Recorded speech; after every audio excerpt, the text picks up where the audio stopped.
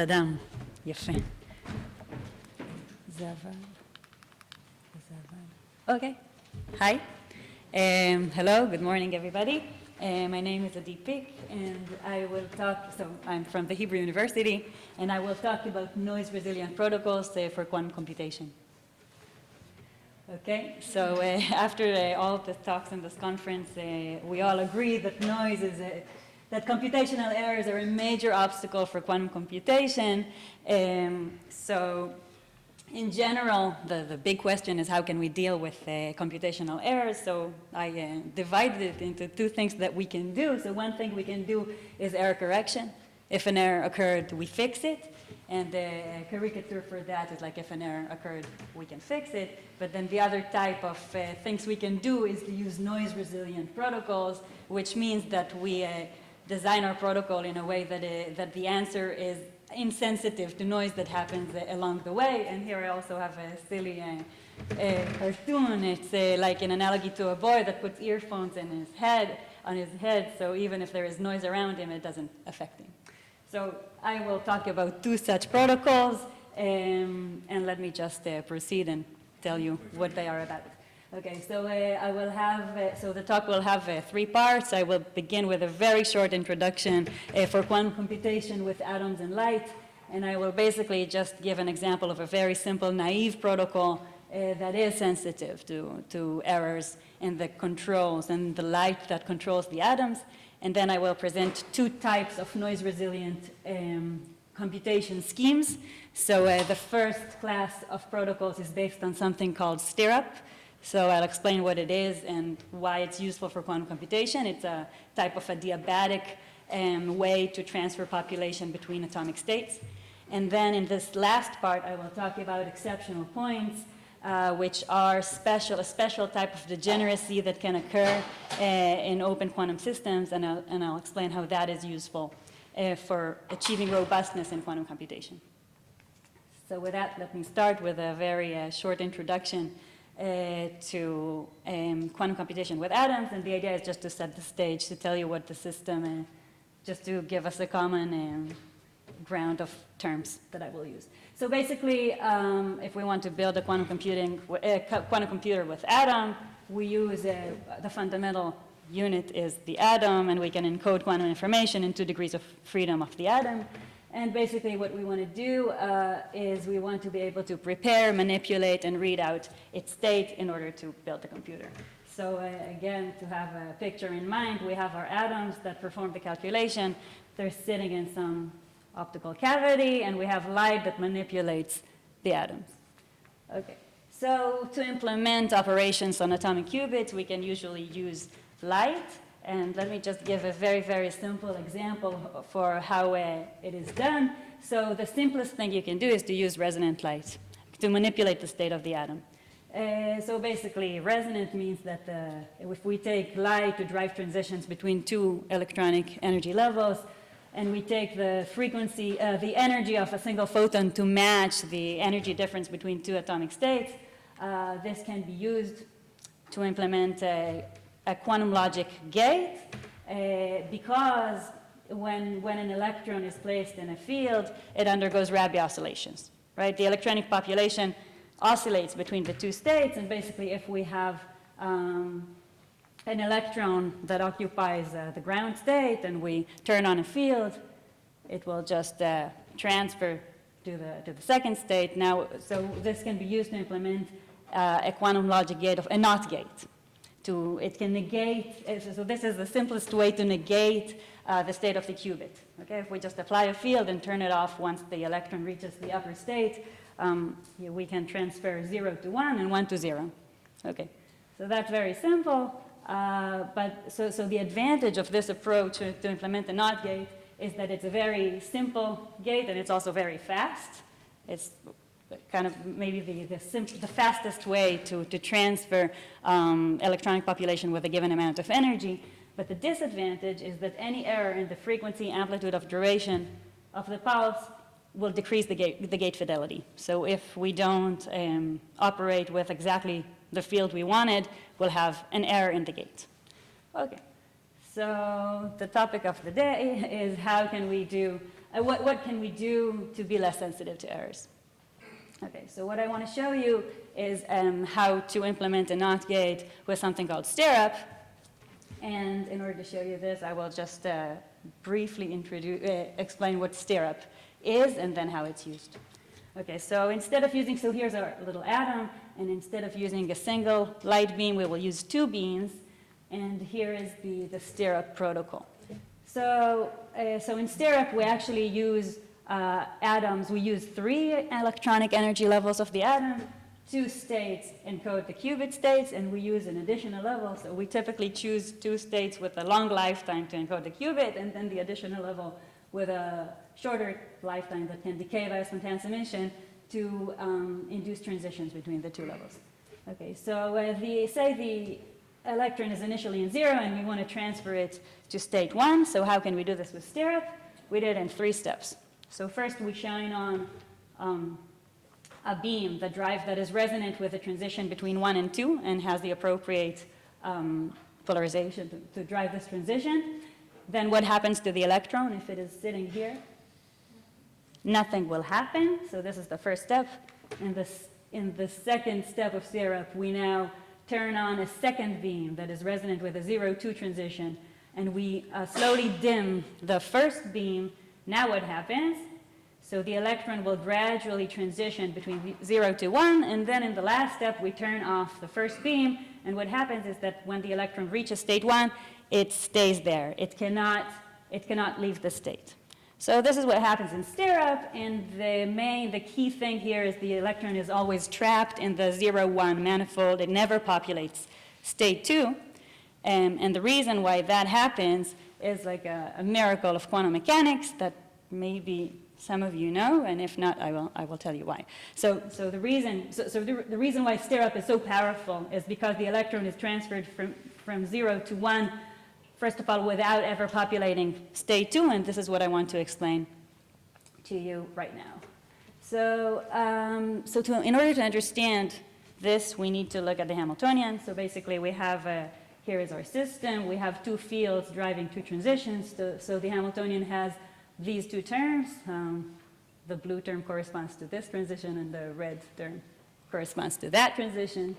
And basically, we can take the first and third terms and group them together and see that only this combination of state 0 and 1 couples to state 2. Okay, so once we identify that, it's convenient to define this combination of states as B, or bright state, and the orthogonal combination of states as dark, and then you can rewrite the Hamiltonian in this form. So you see that only the bright state couples to 2, and this is actually the key observation because the dark state is decoupled from the light, and this is why STIRAP works. So basically, if you start the protocol in the dark state, you stay in the dark state. So this is the take-home message from this slide. You'll see soon why it's useful, but basically, in the beginning of the protocol, we started here in this state, 0, and we turned on this field. So this was the dark state. It didn't see the field. In the end, we're here in state 1, and we have only this field on. So again, we're in the dark, and in between, we're in the dark. We never populate state 2. So this is the STIRAP method, and just to summarize its advantages, it's robust to errors in amplitude and duration of the pulses. We didn't even say anything about the pulse shapes. We just say, turn on this field and then that field. We didn't say what the exact pulses are. So this is where the robustness comes about. And also the excited state is never populated, so there's no spontaneous, we don't suffer from spontaneous emission. Okay, these are the advantages. What's the main disadvantage? So maybe I didn't say actually, but this needs to be done slowly. It's an adiabatic protocol. STIRAP is stimulated Raman adiabatic population transfer, and it needs to be slower than what? Than an energy gap. In order to start from an eigenstate and remain in an eigenstate, remain in the dark state. If we change the fields too quickly, we will have non-adiabatic jumps. We will jump out of the dark state. So this is actually a limitation because in quantum computation, we want to do things quickly. So my work was not to invent STIRAP, but actually to find protocols which are faster than STIRAP, but have the same amount of robustness. Okay. So our work is to find rapid STIRAP protocols with the same robustness and then use them for quantum logic gates. So before I show you, Sorry, if you naively use the STIRAP for a NOT gate, it doesn't work, because if you started on the other side, then you're dead, right? because you don't use STIRAP like that for a NOT gate, and what I actually chose to do, and that's why I didn't come to talk yesterday, was to show how to perform quantum logic gates with STIRAP. So the slides that I will have next show how to perform quantum logic gates with STIRAP. After I show this, then I'll show the rapid ones. What's the condition of the decay rate of the virtual level? There is something? Typically, it's much, much, much smaller than omega than all the other. It needs to be smaller than anything else. It needs to be small. Yeah. Okay. So it doesn't play a role, the fact that it's It does, because if you don't do things infinitely slowly, you do suffer from spontaneous emission and degrading the infidelity. So it does play a role, yeah. And I'll show in the end maybe how we try to optimize this protocol, and if we model the noise correctly, we model the spontaneous emission correctly and dephasing noise correctly, we get different optimal protocols. Okay, so let me show you how we use STIRAP for quantum logic gates. So this is a little technical. I have 3 slides showing 3 kinds of gates, and I will go over them unless you want to speed me up. Okay, so the first gate I want to demonstrate is a really simple one, a phase gate, okay? So here we have our qubit, some qubit, alpha 0 plus beta 1, and we want to perform a phase gate. We want to get to, the one component to gain a phase of phi relative to the 0 state. So how can we do this with STIRAP? So this idea was introduced by Duan, Sirac, and Zoller, like everything else in quantum optics. In 2001, they came up with this proposal. So basically, you can take what's called a tripod-level atom, so some atom with some 3 ground states that can talk to an excited state, and then the protocol goes as follows. So these 2 states, 0 and 1, encode the qubit, and the state 2 is an ancillary level, and 3 is the excited. So here's the protocol. We do 2 STIRAP steps. We do STIRAP basically back, we do it, out of the qubit manifold and back into the qubit manifold. So in the first stage, we take the population from the state 1 into state 2 by doing this STIRAP. So we apply first this pulse and then that pulse. And then we transfer the population back from 2 to 1. But what we do in the second STIRAP stage is we shift the phase of the second field.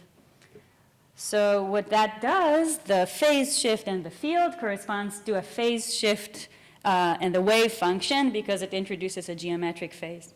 Again, if you want to see a picture on the block sphere, then I plotted here the block sphere of these 1, 2 states. So this sphere demonstrates the population, how the population changes in this subset of states. So if we start here in state 1 in the North Pole, we go, after one STIRAP stage, we go to state 2, and then we go back to 1, but in a different path. So the state accumulates a phase, and therefore we get this phase gate. Okay, so that's a phase gate. It's still not a NOT gate, it's a phase gate. But here's a rotation. So I put another slide showing how to do a Hadamard gate. Maybe I'll go a little bit quickly over this.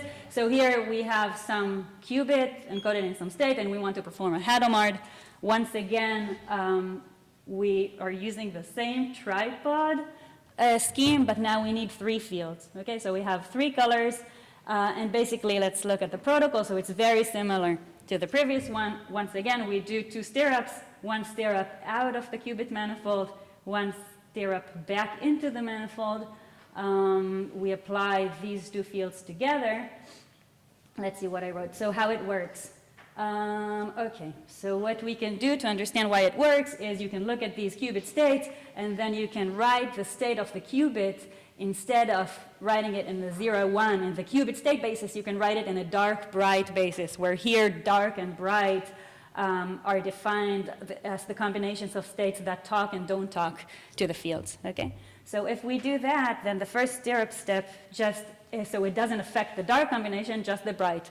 So basically we take the population out of the bright combination into the state 2, and then in the second STIRAP we take it back from 2 to the bright state, but we accumulate a phase. So same idea, this is a non-abelian phase, it doesn't matter, it's the same idea for a slightly different setup.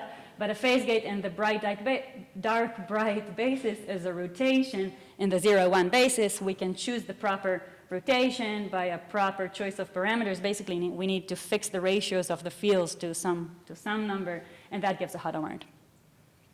Okay? Kind of technical. It's a bit too technical, so let me ask. So I put another technical slide for how to implement a C-phase, controlled phase gate. I can skip it. If they're interested in hearing this, maybe I'll skip. So we can also do a controlled phase gate. We use Rydberg. So if we want a controlled gate, we need some interaction, strong interaction between two atoms. We use Rydberg states, and two atoms, when they're excited to a Rydberg state, the dipole interaction is much stronger. We can use that to implement a controlled gate. The C phase I showed here, you can do a C naught. And basically, once again, you use two STIRAP steps, and that's how you can gain a geometric phase and perform a gate. So I'm skipping the details here, but you'll believe me that if we do these two STIRAPs, we get a phase gate. Okay? All right, so let me summarize the idea. So about the STIRAP-based quantum logic gates, what's so special about it? Why do we care? So it's a universal scheme for quantum computation. We can realize any one of these quantum logic gates, so we can do anything with it. In all these protocols, the system starts and remains in a dark state. And what happens to the state is that it, after going, it's called a cyclic permutation. So the Hamiltonian in the beginning and in the end of the protocol is the same, and the dark state acquires a Berry phase, it's called Berry or Wilczek phase, depending on the degeneracy of the dark state. But in any case, the outcome of the gate depends only on that phase and not on the details of the protocol. Okay, so this is called a holonomic quantum computation scheme, and here is a realizable proposal how to realize this. And the strength is that it's robust against some types of errors. So now the question comes, how can we speed things up? So how can we get rid of this requirement to do things adiabatically? So let me show you what we do. So I basically heard of this nice work, recent work by Pauli-Z and Ronnie Kozlov from Huji, and they came up with this, instead of the adiabatic theorem, they proposed something called inertial theorem, and the idea is the following. So if we want what we can do to find a protocol, we can, instead of changing parameters really, really slowly, slower than an energy gap, we can move to a rapidly rotating frame of motion and be adiabatic in that frame. So this is the idea, and again, to give a silly example, I put this carousel here. So the idea is to look at this carousel. It can rotate very quickly relative to the floor, but by moving slowly on it, you can get from point to point very quickly, but still being slow in your own frame of motion. Okay, so yeah, you can find new constants of motion in that frame of motion, in that frame of reference, and basically the idea is to relax the condition on slow velocity, and you can show that in this mathematical framework, now we need to keep the acceleration small. So to give the mathematical a little bit of the math here, in general, states behave according to the Schrodinger equation. So the idea of this inertial frame of motion is that if we diagonalize the Hamiltonian and move to a new frame of reference, basically P here is the matrix of eigenvectors. So we move to the frame of eigenvectors of the Hamiltonian, and we basically find the Hamiltonian that governs the evolution of that state, and we basically look for protocols that are adiabatic in the new frame. Okay, so how can we use this for STIRAP? So we wanted to apply this to the STIRAP problem, and basically, if in adiabatic processes we look for protocols with a small velocity, here we need processes with a small acceleration. We can prove that. I didn't show the proof, but to be more concrete, I define here a parameter that basically determines the rate of change of the fields. So in STIRAP, this is again our STIRAP picture. We want to move our electron from here to here, so we can take this parameterization for the fields, basically a sine and a cosine we can say that the fields are, you know, a sine and a cosine of some angle, and this angle theta needs to change from 0 to pi over 2. Okay, when it's 0, this field is off. When it's pi over 2, this field is off. So this gives STIRAP, and the question is just how to connect these limits. Okay, so this is some arbitrary function that couples the two, that satisfies the right boundary conditions. And basically what we did, we tested different protocols. So what you see here is so Gaussian pulses, and I compared some optimal pulses. So these these are some optimized pulse shapes that tend to a step function in the limit that lambda is very large. And what we find is that basically when theta is a cubic polynomial, this blue curve, it's a good inertial protocol in the sense that it has a small average acceleration. And also when you plot the infidelity of the protocol, of the transfer, population transfer probability. So if you plot the error of that, the infidelity as a function of the protocol duration, you see that indeed a protocol that has a small acceleration also has good properties in terms of smaller fidelity. Okay. And if it were a straight line with zero acceleration? What? Straight line has no acceleration. But does not satisfy the boundary conditions. So the problem is that you need to satisfy the boundary conditions, and the STIRAP problem, they're pretty limiting. So if you could, so in principle, an inertial frame of reference, you could move, if you wanted to move from an arbitrary point to an arbitrary point, you can do this infinitely fast. But in STIRAP, you want to go from 0 to 1. And so you want 0 to be an eigenstate in the beginning and 1 to be an eigenstate in the end. And for this rotated frame of reference, it puts a constraint on you cannot do, you don't satisfy the boundary conditions, so you can't do it. Okay, so we basically wanted to calculate the gate fidelity, all right? So we computed we simulated with our STIRAP protocols, we implemented some gate. We wanted to compare it to the target gate, okay, to the gate we wanted. So in order to do that, we use process tomography. Maybe for this audience, I don't need to explain how to do process tomography, but basically, if this is our simulated operator, you can decompose it into these A's, which span the operator space. So we decomposed it. We basically use process tomography to do this decomposition. Okay, and so for example, for a two-level system, the operators that span the space are the identity and Pauli operators, and in tomography, it's just a method to compute these coefficients. Okay, so this is what we did. We basically computed these coefficients for the target operator, for the simulated operator, and we did that in order to extract the fidelity. So basically for a phase gate, this is what we expect in tomography. This is what we find in simulation. And we take these two and compute the infidelity of the gate. And again, once again, we compare different protocols and found the advantage of our protocols. Okay, so with that, let me proceed. Actually, how much time do I have left? 7 minutes before 7 minutes.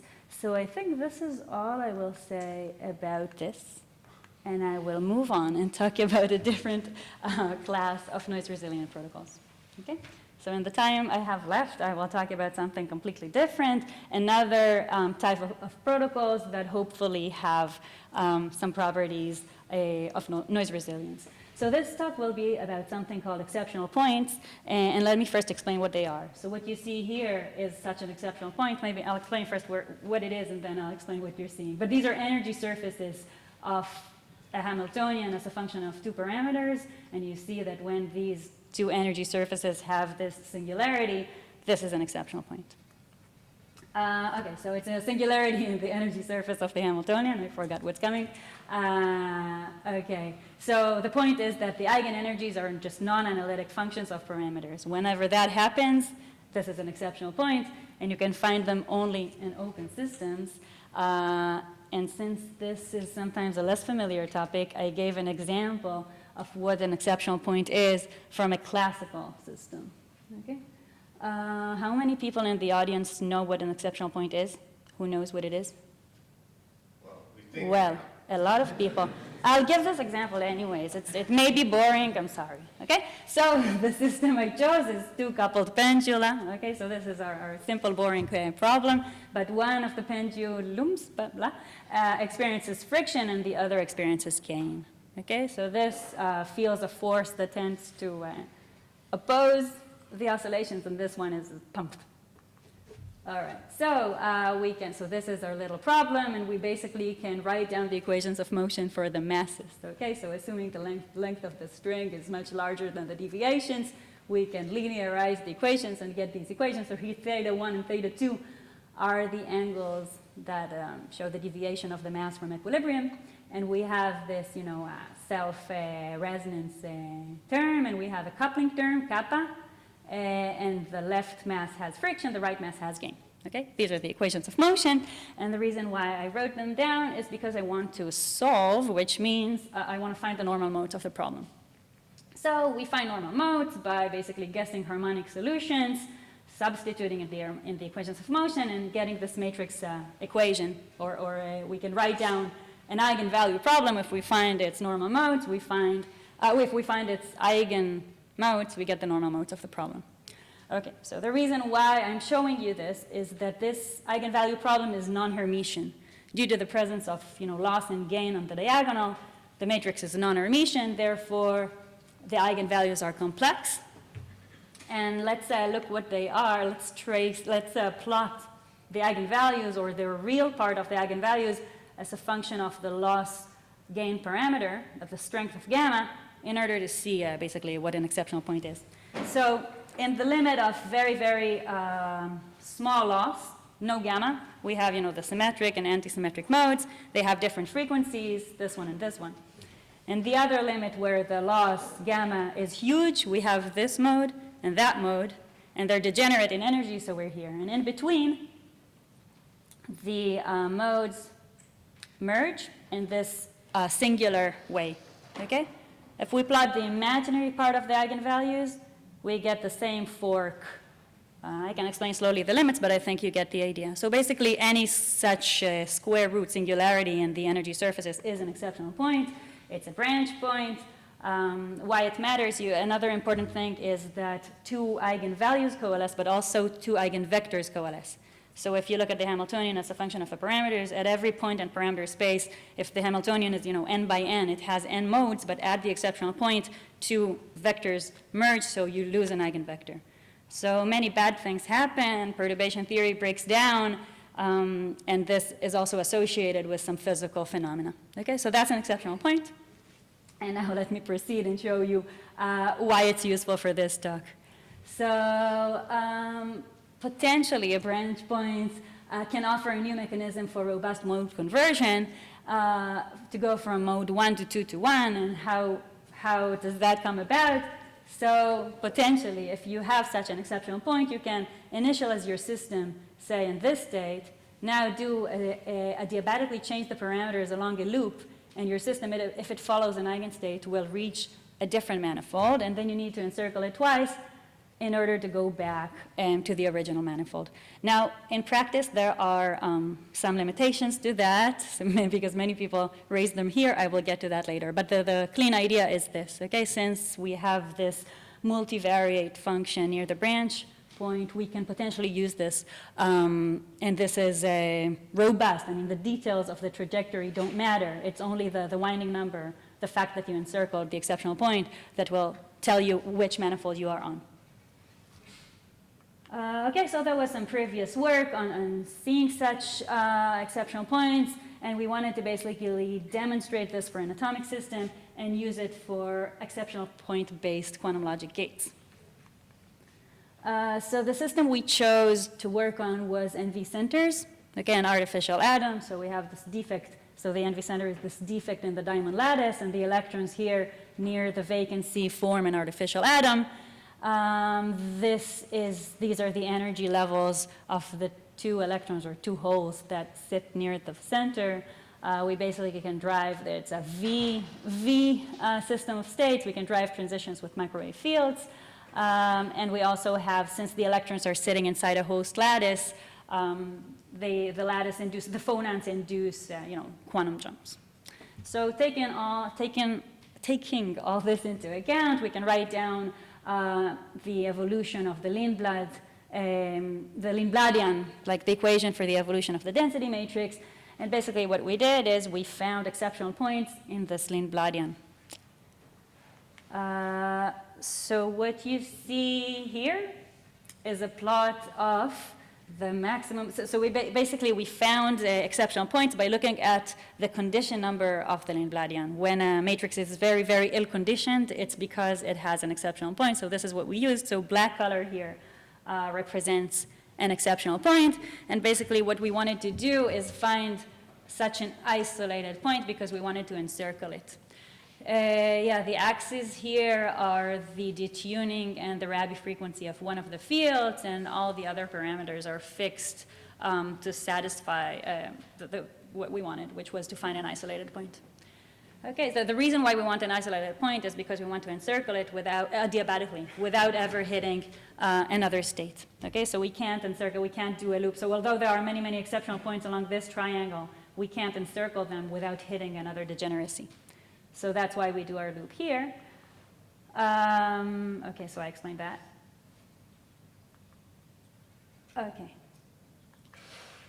Okay, so here is what we saw. So specifically, this problem had 8 energy levels because it's a 3x3 system with trace 1. So there are 8 energy levels, and we found these exceptional points, and basically the idea of the, so here I just put again the picture of the square root function to show you that whenever you see this feature, it always looks the same, okay? Exceptional points, a second order exceptional points always looks like that. And basically we found exceptional points, so if we perform a loop in parameter space, some modes will potentially swap, okay? And the idea was to use this for quantum logic gates, so in general we could extend what I said in the beginning and, you know, take these two, so the qubit states, you can say that the qubit states are, say, this state and that state, and then this is an ancillary level, and in this way you can potentially perform a gate similar to the STIRAP case. Now in the few minutes that I have, I will say why it didn't work and how we hope to fight that. So there are some problems. And with this protocol, one of them was actually found by Ramos Din, who talked before me. And the problem is asymmetric population transfer. So basically, when you look at this manifold, around the exceptional point, if you want to go, you want to change the parameters along a loop, but you want the state to follow adiabatically, to dynamically evolve along the manifold of eigenvalues. This can only happen in one direction. So if you start from this state, it can happen if you go this way, but not if you go the other way. If you go the other way, you will always make a non-adiabatic jump. All right, and this is because you always need to be in the least decaying state or to satisfy some condition on the decay rates, which depends on directionality. So that's a problem.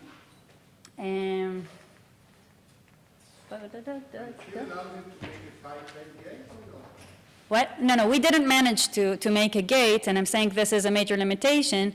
Or at least the naive idea of going this way and then going another way didn't work because one way you can follow adiabatically, but the other one you fail. Okay, so the second comment is very similar to the first one. Dissipation is actually essential for creating the exceptional point, but it's generally bad for quantum computation. How can we try to fight that? Nigmar Hazman? Okay. I also finished what I wanted to say. So how can we fight that? So in principle, if we balance, so there is something called PT symmetry. So we can, in some systems, if we introduce not only loss but also gain, and we do that in a way that preserves some symmetry. That if we operate with a parity operator and reflect time simultaneously, the Hamiltonian is preserved. So if we have PT symmetry, for example, we can still have exceptional points, but such exceptional points have real eigenvalues. Perhaps this can be used to overcome these limitations, or maybe we can do things with optimization. So we're working we're working on that. Another problem, which is maybe less severe, is that in our protocol we had to initialize our system in some mixed state, and we also wanted to go over some very certain loop in the that is inside the block sphere.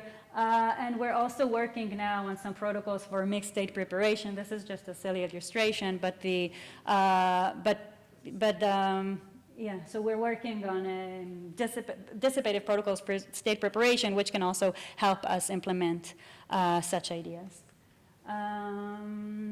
Yeah, and the last thing I wanted to say is that perhaps we can fight this problem with optimal control, because what we can do, so the problem we're hitting is non-adiabatic jumps, but with optimal control, you can require that the system doesn't, you can minimize jumps basically. So yeah, we have some ideas for how to overcome that, and with that, let me thank the people who did the work and conclude. So this guy, Daniel, did most of the current calculations, and the work started with Barak Dayan, who was my postdoc advisor at Weizmann. And I'll thank Neil and Shachar, who did the work on the Envy Center, the measurements.